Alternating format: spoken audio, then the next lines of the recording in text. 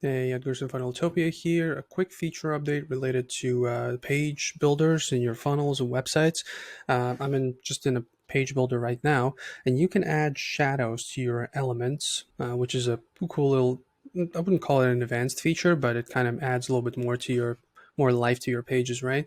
So let's just pick one element over here. Let's go to advanced, and we can add a box shadow over here. Let's click on plus, and yeah, we have to kind of click on this thing and you can adjust things, right?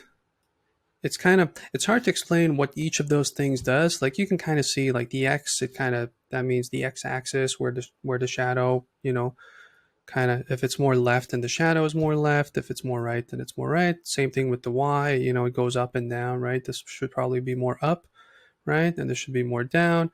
So you can do that. You can do the blur, right? Make it a little bit blurrier. Also spread it out, make it kind of yeah, give it a little bit more.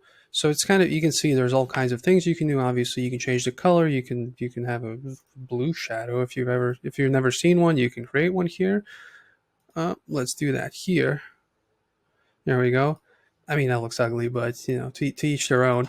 But you can see there's all kinds of things you can do with the, let's go back to, click on it. Let's go back to advanced. Over here, box shadow. Cool feature. Maybe don't make blue shadows. That doesn't look like the best use of this feature, but I've always liked shadows to your elements. Kind of makes them pop. Don't overdo it, but definitely take advantage of this new feature. And if you have any questions about shadows or funnel building or page editing or anything else Funneltopia related, here bottom right, 24/7 chat support. Let us know. We'll make sure to respond as quickly as possible.